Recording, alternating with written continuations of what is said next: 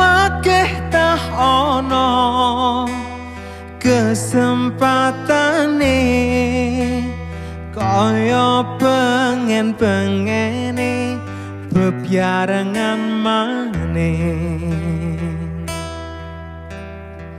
Gedene angan-angan kepengin balik maneh.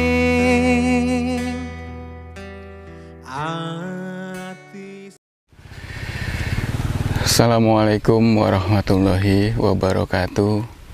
Rahayu sagung dumadi, sehat selalu, berkah berkelimpahan untuk semua saudaraku dimanapun berada, terkhusus pencinta channel Kidiwantoro, channel yang membahas motivasi, ya, religi, budaya, dan lain sebagainya.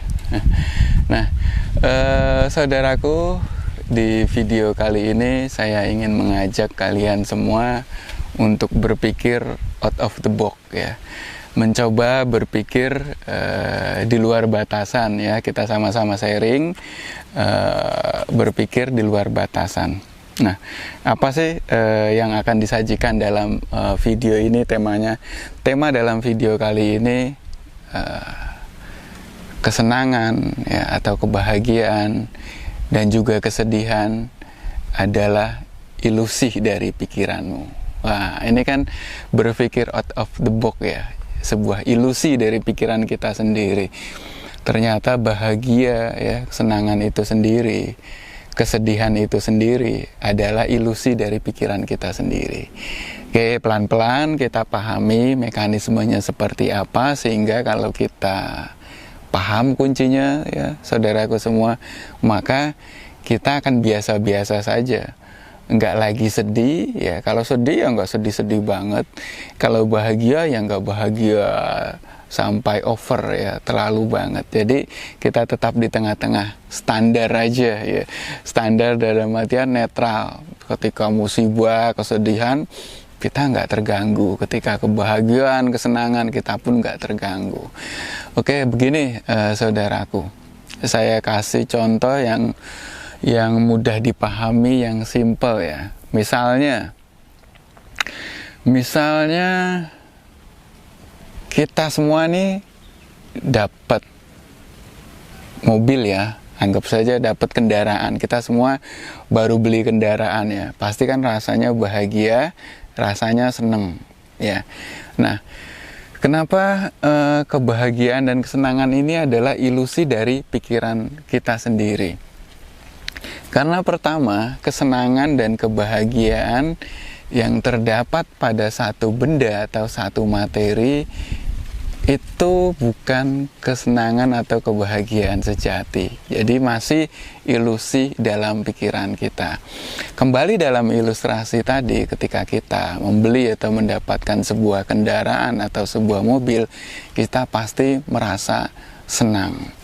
Lalu misalnya dalam hari itu juga tiba-tiba kendaraan kita hilang, atau tiba-tiba misalnya kendaraan kita rusak, ya, pada hari yang sama. Ini misalnya satu contoh. Atau tiba-tiba di hari yang sama kita ditipu, kendaraan kita hilang. Lalu kita akan merasakan apa? Apakah masih bisa bahagia? Apakah masih bisa senang? Tidak, pastinya kita akan sedih, ya. Nah, menilik dari mekanisme kita mendapatkan kendaraan, lalu kehilangan kendaraan lagi, kita merasa senang, lalu tiba-tiba merasa sedih lagi. Itu semua kendalinya ada dalam pikiran kita, ya. Ya, sekarang coba kasusnya kita balik. Kita mainkan ilusi pikiran kita. Karena kalau kita sudah tahu bahwa ini adalah ilusi pikiran kita, coba kita mainkan ilusi ini, kita ikuti permainan, kan. Misalnya kita mendapatkan tadi sebuah kendaraan atau membeli sebuah kendaraan, ya. Yang tadinya harusnya kita senang karena ilusi dari pikiran kita mendapatkan sesuatu. Coba kita manage ini hanya titipan ya, ini bukan hasil, bukan apa-apa, bukan hasil kerja keras saya, ini titipan dari Tuhan yang maha kaya ya. Ini jadi harus menjadi tanggung jawab saya karena saya dipercaya, dititipkan Tuhan ya. Kan nggak senang nggak sedih ya, biasa aja. Ini jadi tanggung jawab ya, karena ini titipan oleh Tuhan. Nggak senang dan nggak sedih, biasa aja. Lalu ketika ilustrasi motor dan mobil atau kendaraan kita tiba-tiba hilang, tiba-tiba dicuri, ditipu atau sebagainya di hari itu juga, kita ya nggak sedih juga. Oh ya kan tadi titipan dari Tuhan. Ketika mungkin Tuhan mengambil titipan itu, ya sudah, ini bukan hasil kerja saya membeli ini ya, sehingga saya harus kehilangan uang ketika kehilangan kendaraan ini.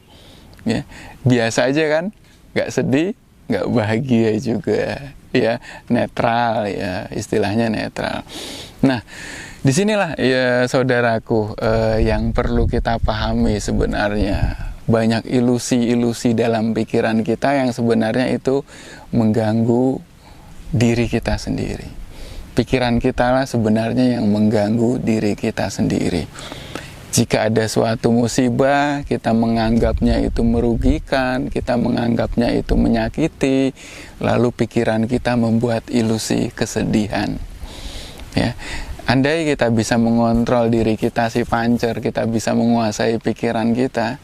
Jika ada satu musibah, ya kita anggap itu tidak menyakiti, jangan anggap itu menyakiti, jangan anggap itu sebuah kelalaian, anggap saja ini sebuah nasihat dari Tuhan, anggap saja ini sebuah ujian atau apapun. Jadi kita nggak terlalu sedih, kita sudah memanage, mampu mengontrol, mengendalikan ilusi dari pikiran kita.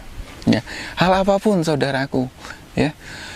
Keuangan apalagi ini nih yang banyak nih, kenapa banyak dari kita masih merasa mengeluh ya, berkeluh kesah ya, karena dia dipermainkan oleh ilusi pikirannya sendiri. Ketika dia tidak punya uang ya, ilusi pikirannya bermain, dia akan kelaparan, dia akan terhina, dia akan mati dan lain sebagainya ya, sehingga dia akan mencoba mencari uang dengan berbagai cara sampai menerabas batasan dari halal dan haram itu sendiri untuk mendapatkan uang ya. Nah seperti itu. Nah tapi kalau ketika kita sudah mampu memanage, mengontrol ilusi pikiran kita, kita tidak punya uang ya, hari ini mungkin saya belum dikasih, tapi nanti besok saya yakin saya akan diberi, karena hari ini sudah cukup rezeki saya bisa bernapas, saya sudah cukup rezeki bisa hidup hari ini, tapi saya akan mencoba semaksimal mungkin untuk mendapatkan uang lebih. Tapi berapapun yang akan saya dapatkan hari ini, ya itu saya terima dengan bahagia ya. Itulah teman-teman. Nah tapi untuk sampai pada level ini kita tidak bisa tahu ujuk-ujuk tiba-tiba langsung berada di level kenetralan seperti ini. Kita juga harus belajar. Saya sendiri pun masih belajar untuk berada di posisi ini, karena posisi netral ini memang sulit. Dia berada di tengah-tengah, dia tidak kena ilusi positif atau negatif, kebahagiaan atau kesenangan. Dia selalu berada di tengah-tengah seperti kita yang sejati, pancer yang sejati ini selalu berada di tengah-tengah. Nah, itu perlu belajar ya saudaraku semua. Belajar mengendalikan diri, belajar dengan meditasi, belajar mengendalikan pikiran dan lain sebagainya.